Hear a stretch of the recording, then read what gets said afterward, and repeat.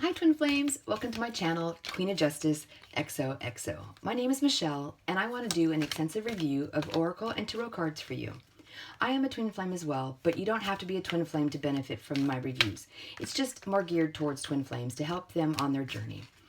I am so grateful and love my Oracle and Tarot decks. I feel they can be very helpful and a powerful tool for you to use on your path. They can bring you messages from spirit, personal guidance to bring you relief, joy, hope, as well as the pain that needs healing, and to hopefully bring you some peace while figuring this all out. I wanted to share my cards with you so you can get an in-depth review of each deck before you purchase it, because just seeing a couple of pictures of the cards really doesn't tell the whole story. There are so many more elements involved than just the pictures. I don't want you to waste your money on decks that don't resonate with you and get upset because the deck just doesn't meet your expectations once you receive them. Like I have done plenty of times. Trust me, I know how exciting it is waiting for them to arrive, and it sucks when they are disappointing, for whatever reason. So hopefully my loss can be your gain and my videos can help you find the right one for you, as there are enough things to deal with on this journey. So let's get started. In this video review, we are going to take a look at the Good Tarot with Colette Baron-Reid. Let me start with the box. The box is very important because there are several decks that I have that the box is just really difficult to deal with, and so I kind of just pass by it because, I just don't want to bother with it. And sometimes, especially with Hay House, it's very common that their boxes are very snug and very difficult to get the cards out and get the cards back in.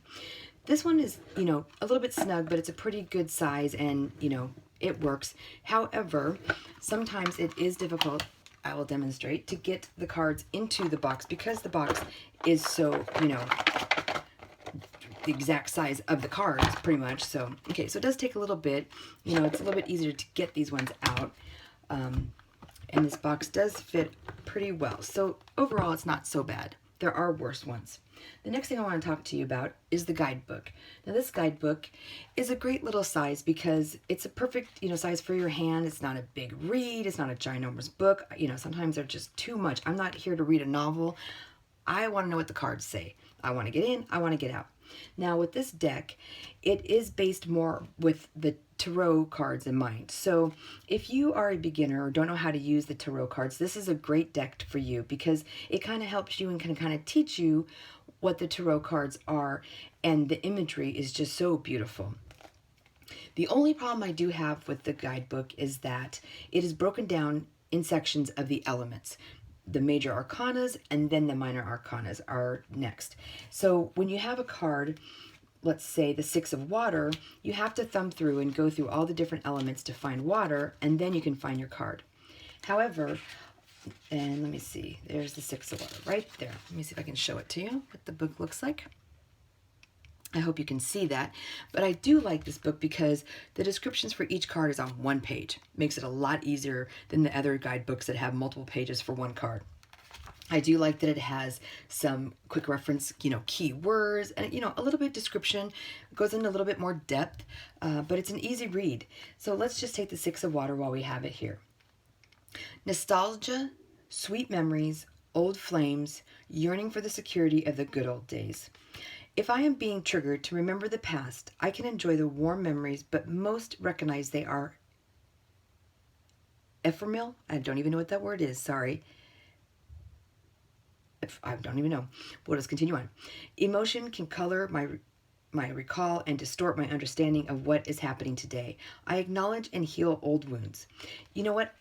Okay, let me grab another card because typically they're not that, difficult to see or read. Let's see, Seven of Water.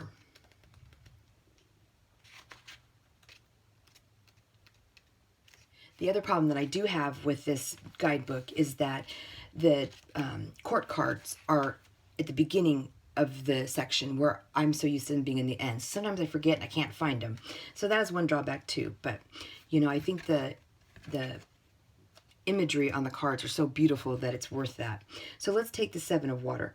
Seven of Water, the key words is imagination, fantasy, artistic endeavors, co-creative abilities unleashed.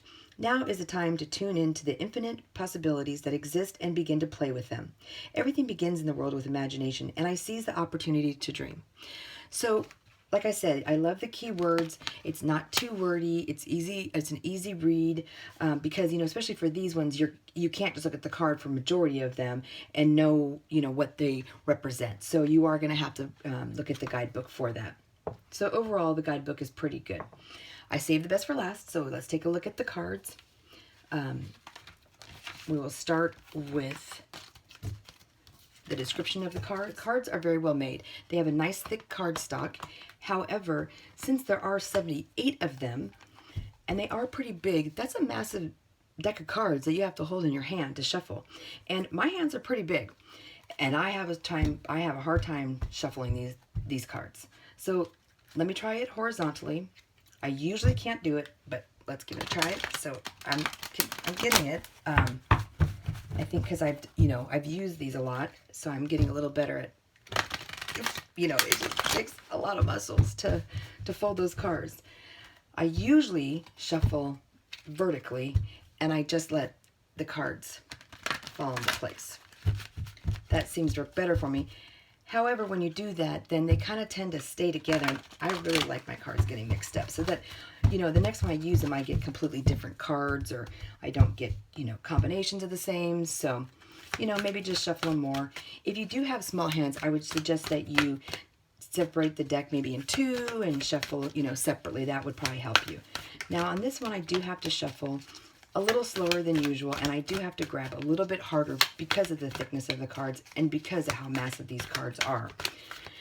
I do like the back of the card. It is very elegant but simple, and the back of the card is very important to me because usually that is what you see the most. So let me turn these over so I can show you a little bit more shuffling this way. Empress. So as I stated before, the imagery on the cards are beautiful. They remind me of paintings. They're very, very elegant. The other thing I like about these cards is that, they're very positive and, oh, look at the Empress wanting to pop out again. I guess we will leave her out. She wants to stay. All right, so let me show you up close a few more of these cards because, like I said, they are so beautiful and they're so elegant. Hopefully you can see that. That is Messenger of Water. 7 of Water. 4 of Water. We'll just go through a few of them just kind of so you can get an up-close view of them. World. Hierophant, Justice, 9 of Air, Queen of Fire,